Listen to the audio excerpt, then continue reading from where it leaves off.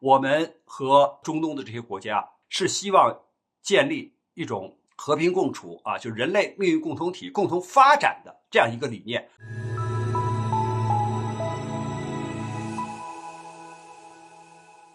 大家好，我是曹伟东。最近中东局势出现了一些大的变化，第一就是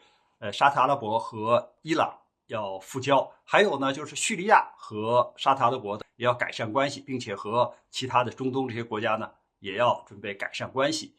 再就是呢，这个以色列国内因为要进行改革，那么出现了一些反对的声音，有一些动荡。那么美国呢，直接插手以色列的这些国内的事务，就是对以色列县政府提出来，是不是就不要推行改革了？是不是免得引起国内的动荡？那以色列的这个政府呢就很不满意，因为这是以色列国内的事情，改革与否，这是以色列县政府他要执行的事情，就是不愿意让美国插手以色列国内的事务。所以出现了这样的情况，那这样的情况毕竟都是美国所不愿意看到的，因为这说明美国在中东的影响力在下降，反之是中国在中东的影响力在上升。为什么这样呢？因为沙特和伊朗它要复交，这个协议或者谈判是在北京进行的，那显然是中国从中斡旋达成了这样一个效果。那这个以色列可跟中国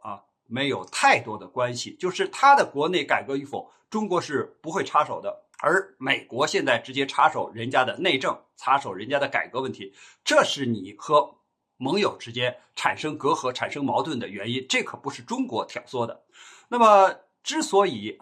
就是有一些媒体说美国在中东的这种影响力的下降和中国影响力在中东的上升，好像中国和美国在争夺对中东的影响，其实并非如此。因为我们看，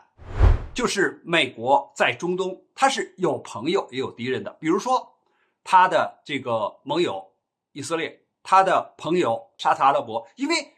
前总统这个特朗普他一上台之后，马上是首先出访沙特阿拉伯，向沙特阿拉伯推销了1100多亿美元的这个军火呀，这绝对是一个大单。那么这些军火里边既包括爱国者防空导弹或者是萨德系统这样的防空反导系统，还有就是精确制导弹药，包括其他的自行火炮，还有就是向美国准备淘汰的滨海战斗舰以这个为蓝本，给沙特阿拉伯建造4艘这样的军舰。这个大单是1100多亿，而且当时的时候就是计划按照美国的说法，就是要把沙特阿拉伯给很好的武装起来。你不是有钱吗？我美国卖你这个先进的军火，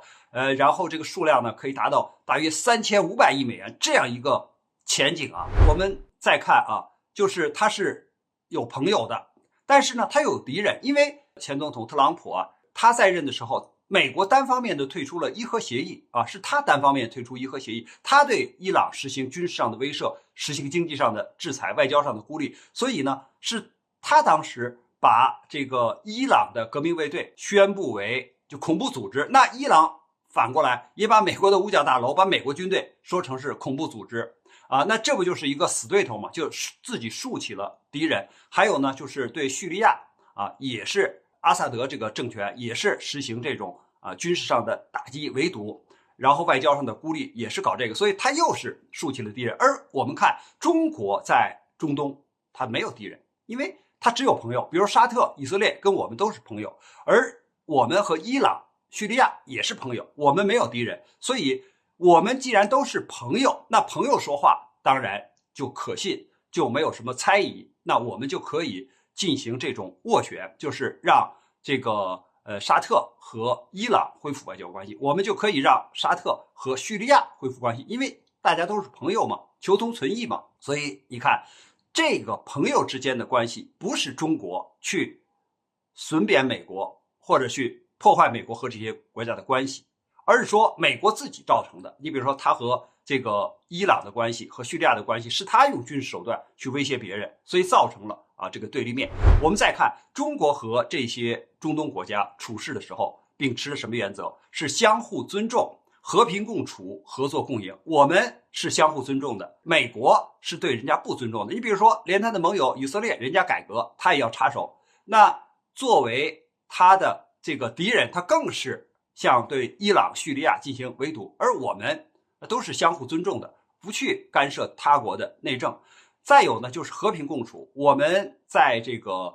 中东没有驻军，美国在那里有军事基地啊，去威胁别人，去打一派或者是拉一派啊。我们在这个海湾地区，也就是新建了一个吉布提的后勤保障基地，主要是为了我们从2008年12月开始的亚丁湾护航，我们要给这些编队海上的补给，包括舰船的维修，官兵的这些休整，或者是突发事件的时候，我们从那儿撤侨作为一个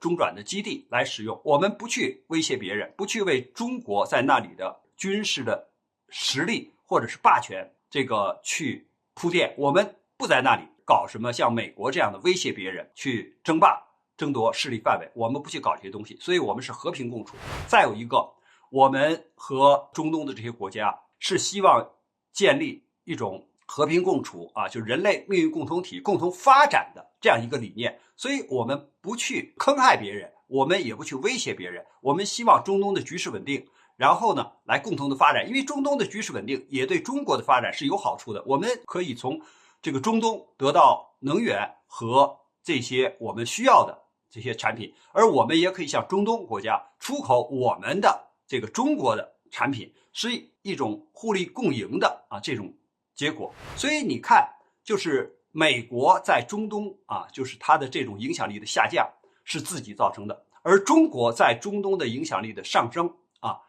也是中国的外交政策或者是中国的这种对其他国家就是行为处事的他的这种做法造成的。我们中国人讲路遥知马力，日久见人心，实际上这就印证了就是中国这句老话。关于这个话题呢，我们今天先聊到这儿，感谢大家观看本节目，我们下期节目再见。